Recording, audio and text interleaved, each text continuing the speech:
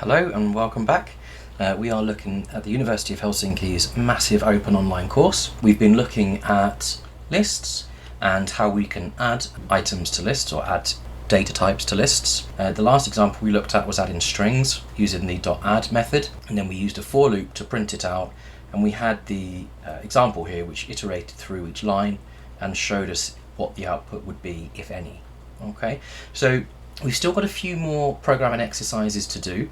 The last one we got up to was sum of a list. So I will get my NetBeans open, my TMC NetBeans open, and then we will get cracking. So the first the first exercise contains a base that reads a number from a user and adds them to a list.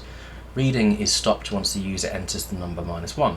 Modify the program so that after reading the numbers, it calculates and prints the sum of the numbers in the list. Okay, so that's combining a couple of different things that we've looked at over the last few videos. So we're going to use some sort of iteration to go through the inputs, add them to a integer, and then print out the result or the total. So let's have a look and see what we've got here. I'm just going to change this to how I normally lay out my code, which was really only changing that. So we've got a scanner, we've got that in there, we've got an array list. While true, int input equals integer value of scanner.nextLine, which is their way of doing that. If input is equal to -1 break, list.add input. Okay, so if we think back to the example up here that we've just looked at, we are doing something very similar to what we need to do now. So we are adding items to a list, albeit these are strings rather than integers, but it would be the similar sort of principle. And then we're looping through the list, on this line, and printing out the elements. Now, what we would need to do is loop through the list or iterate through the list, but instead of printing out the number, we need to add it to a total. So, I need to turn that down. If we go back to our NetBeans, we're going to need an integer to store our sum. So we'll just call it int sum. We'll initialize it to 0. And then let's just double check again what we've got. So we've got input is equal to that, input -1, list.add to input. That's great. So we should be able to put the for statement outside of the while loop, but part of me is wondering if it might need to go inside. I don't think it will, because otherwise each time, in fact it won't need to go inside the while loop. And the reason being is that each time it iterates through, so every time this is true, it will perform the function of adding all of the values together, which would be a waste of compute time. So although we could do it that way, it would be pointless. If someone's adding 100 values in there, we wouldn't want this for loop to go through 100 times to update the value. We might as well just print it once when we need it at the end of the program, or just before the program ends. So if you're not sure on how to do a for loop, what we can do is just copy and paste it, and we can add in the bits that we need, the bits to change.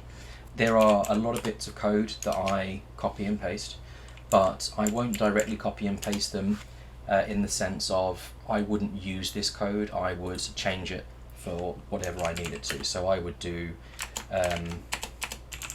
int, we can call our int whatever we want, so we can call it I, and then we would say in, and it will be the list, so it will be in list. So you can see how I'm using this as reference. So for our example, we use an integer. I haven't called mine teacher, I've called it I. This means in, and instead of in the list of teachers, which was on the previous example, we're looking in this list here, which is just this list here up on line 9. Okay, and then inside the body of our for statement, let's just get rid of this. In the body of our for statement, what we can do is add I to sum. So sum, you'll remember, is a value that we initialized and declared on line 10. So we can do a few different things. The easiest way is going to be plus equals I. Okay, so that's going to be nice and straightforward. You could do sum is equal to sum plus I. That's fine as well, but it just gets rid of a few extra characters or keystrokes. So it's not, the end of the world sort of thing. Okay. And I would be tempted to give this a test. The only thing that I'm going to double check is just back here. So we need the string here, sum, okay, and it's got a space there. So let's take that. There you go. And then all we need to do is add on the concatenation. So remember, joining two elements together or two things together is a form of concatenation. And then we will print out sum, so whatever is stored in sum. Okay. Just for people who are joining us maybe a bit later on, I made a point of saying that there is that extra space in there. This course, when you test it, is very particular how data is laid out and returned. So if there's a space in there, a capital in there, and you miss that, it will throw back an error. Okay, so I'm going to give that a quick test. Let's see how we go. And just while that's running, oh, it's going to need my input, isn't it? Right, let's quickly do this. So we'll do 6 and 5, and then we'll do -1, or not. Oh no. So they haven't got any validation on there, which obviously we can tell because we can't see it here. So let's give that another run. We'll test it locally, and then we'll send it off to be tested. There we go, sum 11. So I'm quite happy with that. That's doing what I would have expected it to. But just earlier I said about copying and pasting code and saying that's okay. That's just my way of learning. I think if you were to sit and look line by line for everything, that would take a very long time. It could be very, very challenging. But if that's the way that you learn better, that's fine. With you potentially being new programmers as well, it might seem a bit daunting being expected to remember all of the stuff that we go through. I don't think you are. I don't think you need to remember all of it. Certainly not the intricacies of how it works. But if you remember what you can do, so say for example for this, if we were to type in Java and then for each int sum, we would be able to find something that would give us a hint of what we need to do, and that's absolutely perfectly acceptable. So you might come here to Beldung, which is a great site and I use it frequently. You'd see their first example here, that we've got the for each loop. That will probably jog your memory, and then you would remember how to do it. You might copy and paste this like I did and then change it to suit your example, but copying and pasting is kind of acceptable sometimes, if that makes sense. There we go. So we got a pass on that. That's great. So that's our first one done. So let's give that a close. There we go. Okay, so let's give this a little refresh. There we go. That one's done. And then we've got the average. So the average is going to be very, very similar, but we're going to need 2 integers. So let's go to here. So when I say we need 2 integers, we're going to need 2 integers to keep track of the inputted, or the sum of numbers, and the amount of numbers entered, and then obviously we can divide the 2. So if this was me doing the project, I would open the recent files, I would go to sum of a list, which is the last one we did, and I'm going to copy this because we're going to use quite a lot of it here. So there's a few bits that potentially we can get rid of. So let's get rid of this line here, move that one up. So we're still going to need a sum, and we're also going to need another integer to keep track of the amount of input. So if a user enters 3 different numbers, we need to know that they've entered 3, or if they've entered more or less. So we can say int input amount equals 0. Let's see, why doesn't it like that? Oh, because I put int in twice, just because I was listing it like that. If you did put int in, you can do it that way as well. But the way I was doing it is if you're listing a lot of elements, or a lot of basic data types. So if we wanted to add another one, we could add a comma and then add another one, that would be fine. Okay, so let's just quickly go back here. So the exercise template contains a base that reads numbers from the, it doesn't, that takes you numbers from a user. It didn't, but now it does. Reading is stopped once the user enters the number -1. When reading ends, calculate the average of the numbers in it, and then print that value. Okay, that's fine. So we've got this example from last time. So we've got our while loop, we've got our int input, we've got int input is equal to -1, so we've got our breaking there, that's great. And we've got our list being updated with the user input. So we're working smarter, not harder in this sense. I'm just going to change this. So a lot of you may notice that when I use a scanner, I don't use the integer.value of scanner.nextLine method. I do it this way.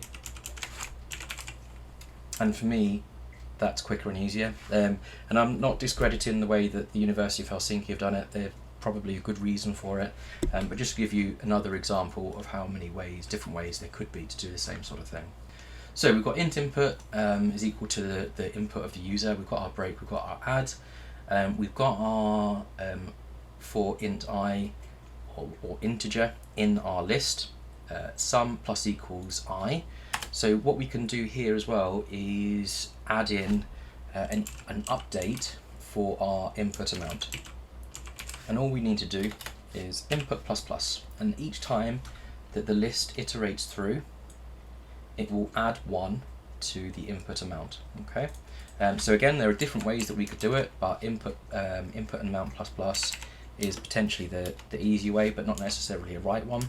So we could do input amount plus equals 1, and then we could do it the longer way, which is input amount plus 1. There we go. So there's a few different ways we can do it, and the previous way, so this one, is actually quite useful as well, because you don't always necessarily need to add just 1. We could add 2, we could add 40, we can add literally anything. Whereas this, the input amount plus plus or int name plus plus, will only add one number, sorry, to the integer. Okay, so let's give that a test against the server and see what we get back. Oh, we've got a fail. That's absolutely fine. So let's OK that, and let's have a look and see what we've got. You're not printing anything. Oh, which is the top bit there. So that's great. So obviously I've missed that section off. So that's the good thing about this course, is that it does give you a bit of a hint sometimes about what it is that you're missing. So we are going to need to add in a system out, and remember the keyboard the shortcut for that is SOUT followed by tab, and we need the string literal average, and then we can add in our answer. So what we could do is say sum divided by input amount. Okay, and that will be absolutely fine. Again, there's another way that you could do it. So we could do total. So we could say total is equal to 0. And then down here, we could say total is equal to sum divided by input amount. And then we could, whoops, if any of you get that block thing there, you've just hit your insert key on your keyboard, which is normally next to the backspace. And it's a real pain, because if you start typing with that on, it will delete the characters after it. So if I press O, U, N, T, you can see that it deletes the characters. So if you hit that, just press insert and it'll go off again. And then what we can do down here is print out total. Okay, so again, no right or wrong way, whichever you prefer, but again, it's always good to know that there are multiple ways to do the same sort of thing. So let's give that a test and see how we did. And we've got another fail, so let's have a look and see where I went wrong. So the input should be of type, oh, so it wants a double. Ah, of course. So look here, this is a double, isn't it? It's got a decimal in there. I totally overlooked that. So what I'm printing out, sorry, is a whole number. Okay, so what we need to do is give that a little update. So I'm going to get rid of the previous way that I did it. We could leave this on here actually. This bit here we can leave that because it's not being used any longer. And that's why it's actually greyed out. So you can see here that it's got that sort of squiggle under it, and then it's greyed out, and that means that we're just not using it. So if we hover over the tooltip here, it's not going to show it, but normally, or quite often, it shows things that you're not using. Okay, so what we need to do is 1.0 times sum divided by input amount. Let's give that a test. Let's see what we get back this time. There we go, we've got it passed. Excellent, so let's OK that. Oh, what's going on there? There we go. Oh, it's OK again, there we go. I didn't actually realise, but this middle button runs the tests locally. So if you click it, it runs it, and then it will tell you whether all tests have passed or failed, and then it will give you the option to submit to server. So perhaps I should use that from now on. So we've passed that one anyway, so we can close this. Although I do wonder if they're going to do something similar next time. So let's just copy that just in case, and then close it. There we go. Give our points a refresh, and then removing from a list and checking the existence of a value. And so remove goes sort of hand in glove with the add, and it's very semantic. It does what it says. So let's have a look and see what we've got here. So the list remove method removes the value that is located at the index that's given as a parameter. The parameter is an integer. So here we've got our list. We're quite familiar with that now. We're adding some items there, and then it's saying list remove 1. So remember, array start at 0. So this would be 0, 1, and 2. Index 0. So we've got a system out here. Oh, okay, so they're demonstrating the point of indexes where they start, sort of thing. Okay, and then we're printing out the values. If the parameter given to remove is the same type as the values in the list, but not an integer, can be used to remove a value directly from the list. Okay, so here, instead of using the index value, so up here we've got the example 1, we're using the string literal. And we're searching for that string literal and then removing it from the list. Okay.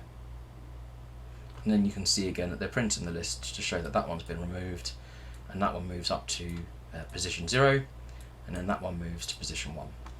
If the list contains integers, you cannot remove a number value by giving it an int type parameter to the remove method.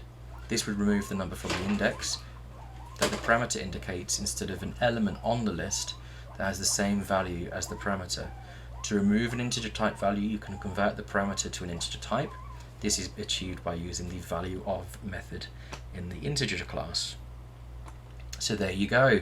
So here we go. This is what we've been using with our scanner, but now we're sort of seeing the differentiation that we can achieve by using it. So instead of removing the 15th position in the list, which there isn't, it's searching for the value of 15, which is here, and then we're printing out the list element 1, which will be 18, because that one's been removed, and then list element, this would be list element 0, won't it? List element 0 and then list element 1. Okay, so what number is removed from the list? So we've got numbers.add3, numbers.add1, 6 and 0. If we think back to the example that we just looked at, and they've specifically said that if you want to remove the value of an item or of the integer, you need to use the integer.valueof. So I think that this will remove 0, because that is 0, 1, 2, 3 in the list. If we wanted to remove 0, we would need to say .remove integer.valueof and then 3. So let's see if I've been paying attention. Excellent, there we go. Oh, there's another one. Okay. So what number is removed from the list? So on this one, they've used the integer.valueof2, so we're looking for the value 2, not the second position in the list. So it will remove this one. Okay, so let's give that a submit. There we go, and we got that. The list method contains can be used to check the existence of a value in a list. The method receives the value to be searched as its parameter and returns a Boolean type, so true or false, that indicates whether or not that value is stored in the list. So you can use that contains method to check for items in the list to let you know whether an item was found and removed, or more importantly, if it wasn't in the list. Without some sort of printout, you may not necessarily know that that action has or has not been completed. So here we've got our list, which will be have the string literals first, second, and third. We've got systemout.print is the first found plus list.contains first. So what we're going to get is a true or false value. So here we can see is the first found, which is that. It calls this contains method. It searches our list for the value first, and it finds it because we've already added it, and then it returns true. Okay. So boolean found is equal to list.contains second. If found, so if found is true, system.out.println second was found. So we've got that here, second was found. Or if list.contains second, system.out.println second can still be found. So there's a few different ways that we can perform the same sort of function. In the exercise template, there is a program that reads input from the user until an empty string is entered. Add the following functionality to it. After reading the inputs, one more string is requested from the user. The program then tells whether the string was found or not within the list. So let's have a look and see what code we've got so far. So we've got our scanner, we've got our list, that's grand. While true, string input, so we've got our input, that's great, and we've got our break with the blank line. All of that information is going to be added to the list. So let's just double check and see what we need again. So we're using the contains. So we need two string literals, which will be this one, and then this one if it's true. So let's go back here. So we're going to need a prompt. So we'll put that in there as a prompt. So just to make it a bit more similar to the example that they've given, I'm going to change mine to system.out.print, and I'll show you that example, show you what that does and how it differs from println. I think we did cover it in an earlier video, but I will go over it again. So we need to search for someone, and we're going to use, remember to use input, so we can use the same scanner. We don't need to create another one. Actually, it's not called input, it's called scanner. So we've got our input there. We're going to need to store that input somewhere, and it's going to be a string. Remember, string is a capital S. So string name equals, well, we don't need an equals, sorry, string name, there we go. And then what we can do is update that, so we can say name is equal to scanner.next line. Oh. There we are. So we've got our user input, we're getting our user input stored in the name variable. So what we need to do now is use our contains method. So what I'm going to do is head back here, and let's just pinch this. In fact, you know what, I'll put it to the side. So what we can do is both of these examples, again, just to prove that there's more than one way that we can do a similar sort of thing. So boolean found is equal to list.contains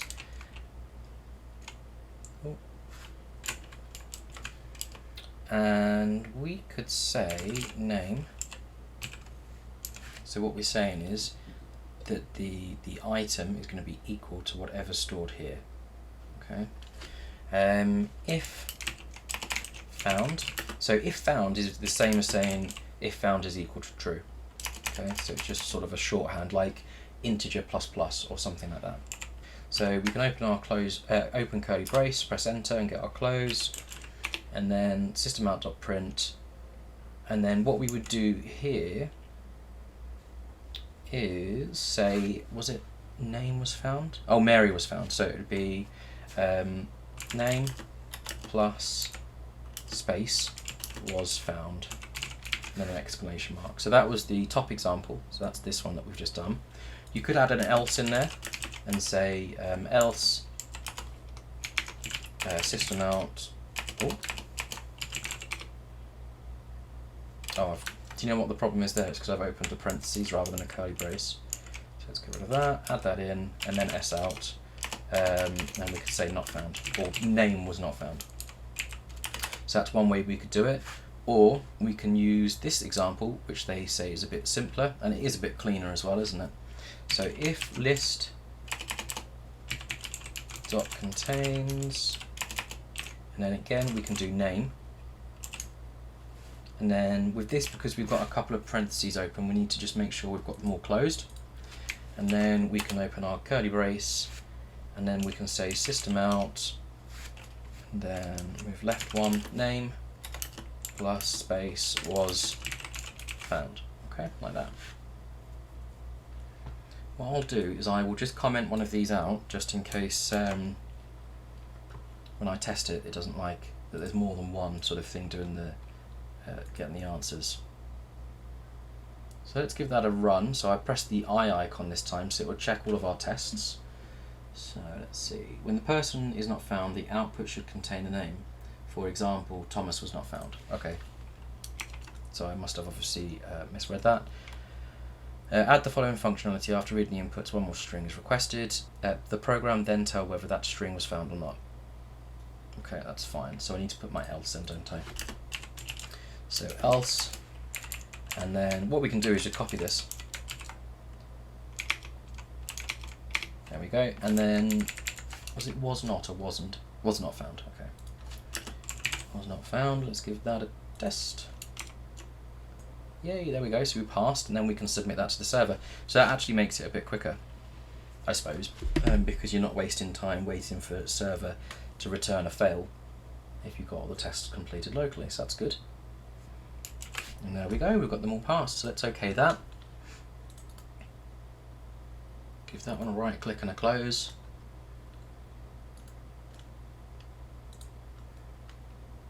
There we are, and then let's head back here, give that a refresh and see what's next. So let's see. Oh, I've got a bit lost there. Where did we go? So list as a parameter method. Oh, so it was this one. So list as a method parameter. Like other variables, the list can be used as a parameter to a method too. When the method is defined to take a list as a parameter, the type of parameter is defined as the type of list and the type of values contained by that list. Below, the method prints the values in the list one by one. So we have got our method name. So we've got public, static and void. We've got print.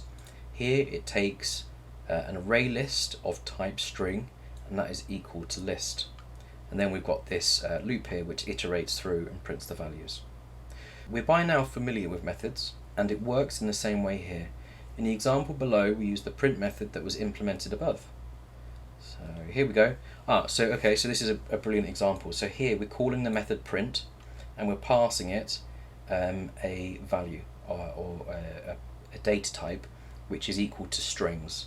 So the list name, so we've got the list name as strings, and we're saying that the data type has to be equal to array list type string.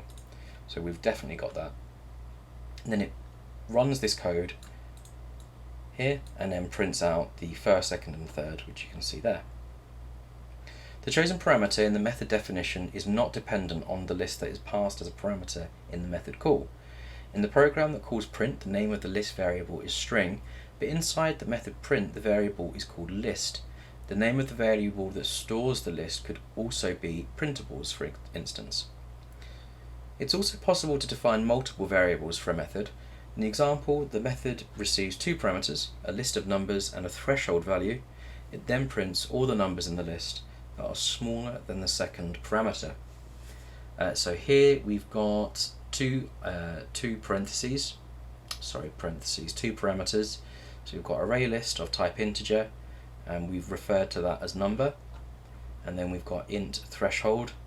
So we've got our for loop. So for int number in numbers, if number is less than the threshold, system out print that number, and it will continue through the loop whether or not.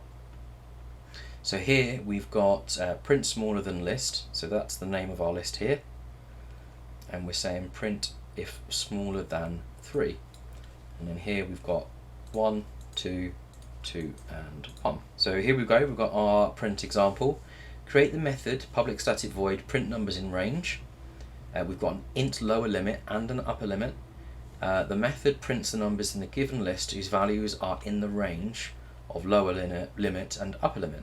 A few examples of using the method are supplied below. That's great. So what have we got? Let's have a look at our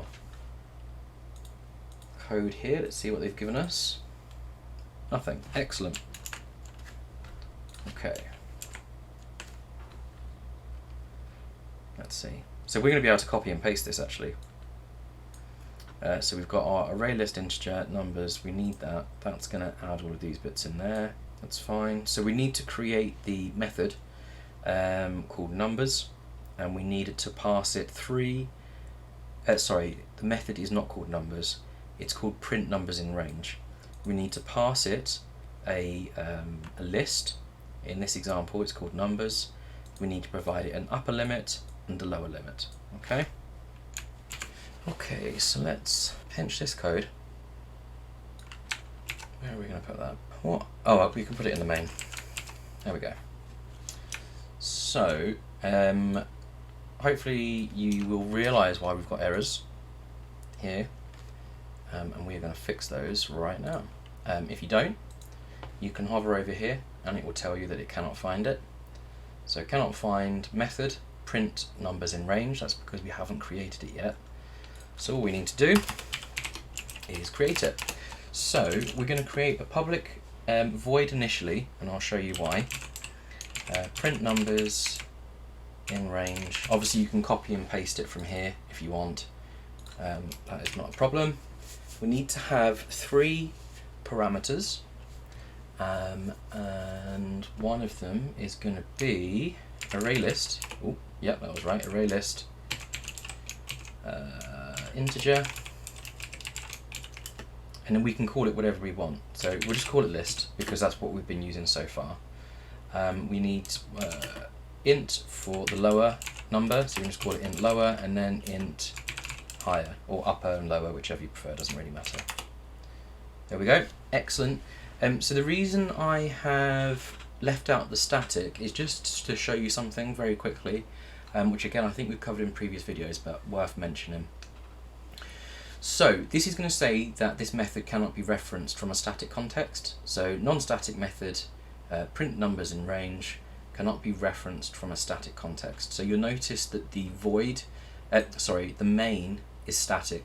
So any method that we call that links to the main needs to be static as well. So if you ever get that error, the easy way to get rid of it is just to add static. Okay, there we go. So we've got our basic method. Let's just move that to the left a bit because I can't remember what we need to put in it. The method prints the numbers in the given list whose values are in the range lower limit and upper limit. A few examples are there. Right, so I'm going to scroll up here and I'm going to pinch this example and we're going to change it. So let's just make this a bit bigger, or not. Oops, let's get rid of that. There we go. I'm going to paste it outside of the method, and I'm going to wrap it in some comments so we can just use it there for reference. So we're not totally cheating, we're only partially cheating. So we are going to start with a for loop, and we're going to say int, and we can literally call this value whatever we want, but I'm going to call mine I, for int I in, and it's going to be the list, which our list is called numbers, coincidentally, so is that one. So here's our list there. And we've got an error, and that will be because we need to use this one, list. Okay, so I think we may have spoke about this, but I can't remember. It was to do with the scope of a method, or a scope of a variable. So we know that numbers list is here, but because it's contained within the main, it cannot, within the main here, it cannot be detected within this method. So there are ways that we could overcome that. So for example, we could move it up there. We would need to make it static, and that's fine. But obviously for this example, I don't think we've covered that in the University of Helsinki yet, but again, just in case you get these sorts of errors, I just want to know how to solve them for your own personal projects. So we've got the start of our for loop, so we'll do for int I in list, and then we need our if. So we're going to do a conditional if with 2 arguments, or two conditionals really. So we're going to say if I is lower than, no we're not, yes we are, we're going to say higher than lower. Okay, and then we're going to open up another parentheses because we're going to add on another conditional. So we're going to add in the parentheses for that conditional, and then to close that one that I just opened. There we go. So what we're going to do is say I is lower than higher. Okay, so we've got if I is greater than lower and I is less than higher, and then we're going to print out the number. So we'll do s out number. Let's just quickly move this to the left again and then scroll down. So we've got a little s out that we need to print, a little sort of prompt. Well, I'll sort that out in a second. And then we need to list the numbers. Okay, so let's make that bigger again. It would be I that we need to print, won't it? So in that example, I wrote number because I was just copying it from there. So here we can see that their int is called number, our int is called I. Okay, so we can get rid of this now because I think we're done with that. Right, so we need to work out this next bit. So we need to use the s out, which I think I copied. No, I didn't. Okay, let's just move that to left again. So let's copy that. So we've got our 4, that's great. So what I'm thinking is the s out will need to come before the loop, because the printout here is in the loop. This is what the loop needs to do, isn't it? So what we're going to do is, did I copy it that time? I did, excellent.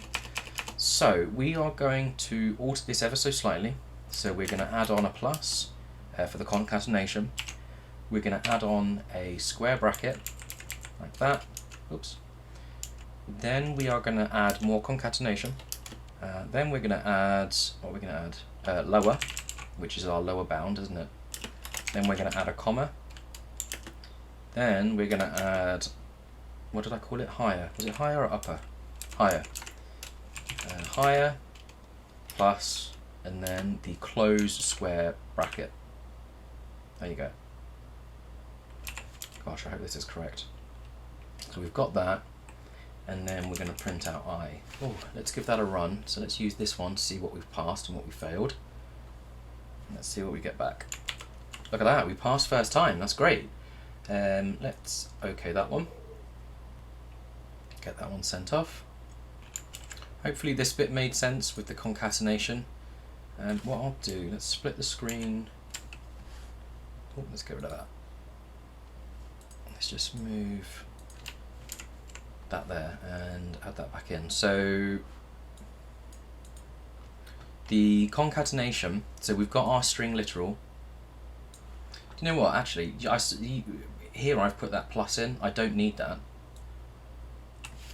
We can do it like that. So I've just concatenated 2 string literals next to each other, which was completely pointless. So I just put it back in so you can see. Just move that back to the right. Sorry guys. So we've got 2 string literals. So this is a string literal, and this is obviously a string literal, and I've concatenated them both. But we can actually just delete that, and then just have it as 1 string literal to begin with. So this is the square bracket here, and then because we're concatenating in to print out the lower element, I've done plus lower, then I've put the comma in as a string literal, which is here. It looks like actually they've included a space on that one. Oh, they have. And we still passed. So that's actually not strictly correct. That should be like that. Then we've got the higher limit, which is this integer here. And then we've got the close square bracket as well. Okay. So that one's passed. That's great. Let's give this a refresh. And let's close this one down. And let's see what our next bit is. So as before, a method can also return a value. The methods that return values have the type of the return value in place of the word void. An actual returning type of value is done by the return command. The method below returns the size of the list. So here we've got public static int, and our variables, our methods have normally been public static and void. So void is a return type in a sense, but it is the nothing return type. You can return any data type. And in this example, we're looking at int. We've got a method called size, and it's taking 1 parameter, which is the string that we've called list, and then we are returning list.size. Okay, so that's quite a nice, simple little method. You can also define own variables for methods. The method below calculates the average number of numbers in a list. If the list is empty, it returns the number -1. So here we go, we've got public static and double. So again, instead of public static void, the method name is average. We're passing it one argument, parameter, which is the array list, and we've called it numbers. So if numbers, which is the array list, dot size is equal to 0, return -1. Then we are initializing a variable for int number in numbers. So this is our I that I normally use. And then in numbers is the list. Sum equals sum plus number. So we can change that, make it a bit quicker to sum plus equals number. And then if that one, obviously if that's not true, this runs and it will return 1 times sum divided by numbers.size. Okay.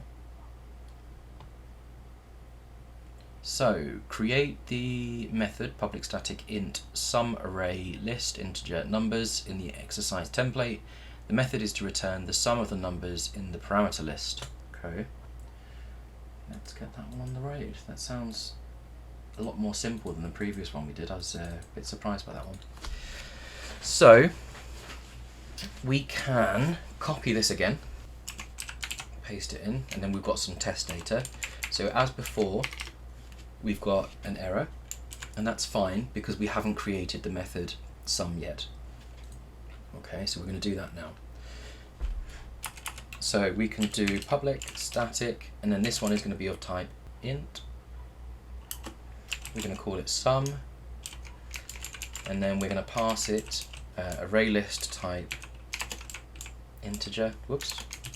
Integer, and they wanted us to call it numbers. So there we go.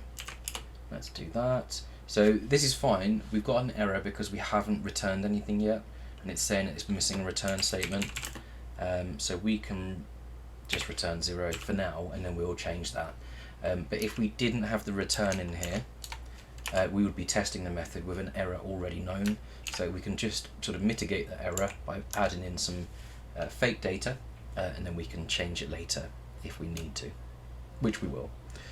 Right, so the method is to return the sum of the numbers. Okay, so thinking back to the example that we just looked at, we could add in a nice little if, like they've done at the top. So if it's a blank list, then it will return -0. So again, this is just good practice. Oh gosh, I hit that insert key again. There we go. So if numbers.size is equal to 0, then we're going to return -1.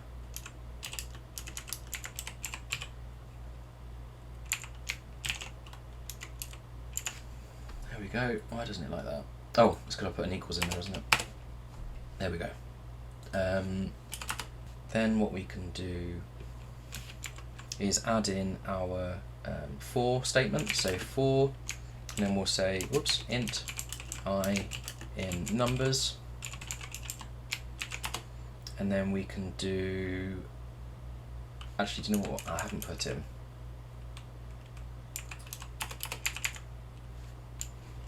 Is a sum, so an int sum. So int sum is equal to 0. So we can do sum plus equals I. That's grand. And then what else do we need? So that will do that. We need something to print it out. So let's do sout, and the printout is outside of the loop because the method is only ran twice, and we've got the 2 printouts here. Okay, so hopefully that made a bit of sense. So it must be out of the loop, because if it was inside the loop, it would print out 3, 5, 11, 3, 5, 11, and then the -1, which would be the 10. So we'd have more entries. Okay, so we know that it's outside the loop. So let's add our space in, and then what we're going to do is print out sum. Sum. There we go. And do you know what? We don't need a printout. I'll tell you why. Because we're already printing it out here. So we've called our method within a system out, so we don't actually need this line. What we do need to do, though, is update our return statement, because at the moment we've got the return 0 just so that we can debug if we need to. What we're going to need to do is return sum. Okay. So let's give that a run locally. Let's see what we get back. All tests passed, great. So hopefully that made a bit of sense. I know that when we looked at methods with return types in the past, we sort of suggested that you can only have one return. But if you think about it, this method does still only have one return, although there are two here, because if this is true, then it will break out of the method anyway. So that will be the return for that specific argument or condition. There we go. Let's close that. Give this one a close down here. Give that a refresh. On copying the list to a method parameter. Earlier we have used integers, floating point numbers, etc. as method parameters. When variables such as int are used as method parameters, the value of the variable is copied for the method use. The same occurs in the case that the parameter is a list. Lists, among practically all of the variables that can store large amounts of information, are reference type variables. This means that the value of the variable is a reference that points to the location that contains the information. When a list or any reference type variable is copied for a method use, the method receives the value of the list variable, i.e. a reference. In such a case, the method receives a reference to the real value of the reference type variable, and the method is able to modify the value of the original reference type variable, such as a list. In practice, the list that the method receives as a parameter is the same list that is used in the program that calls the method. Let's look at this briefly with the following method. So we've got public static void remove first. We're passing it an array list called numbers. If numbers is equal to 0, it will return. So it will basically just break out of the loop. Sorry, not of the loop, of the method. If it's equal to anything else, it will remove 0. Okay. So here we've got array list integer numbers equals new array list. We're adding 3, 2, 6 and minus 1. We're printing the numbers, so that's going to be this line here. Remove first, so we're calling this. And it's removing, well hang on, it's removing 0, isn't it? Oh yeah, no, that is right, sorry. So this is 0, so 3 is the 0, isn't it? So that's why we've got 2, 6 and negative 1. And then we're calling it 3 more times, so we end up with nothing in our list, and then we're printing out the list again, and it comes back empty. So our last exercise, is it the last one? Yeah. Is to remove last. So create the method public static void remove last array list strings. In the exercise template, the method should remove the last value in the list it receives as a parameter. If the list is empty, the method does nothing. Okay, so here we go. We've got our elements being added to the list here, and then we're calling remove strings, which is then removing the data contained within the list.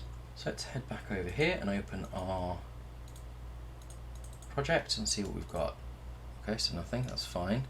So what we're going to do is copy this, paste it in here. We'll get a little error. Oh no, we won't. Why are we not getting an error? Oh, because we're only adding stuff to the array at the moment. To the list, sorry. There we go. So we need to create a method called remove last. So we'll do public static and void remove last, and we're going to pass it array list string, and we are going to call it strings. There we go.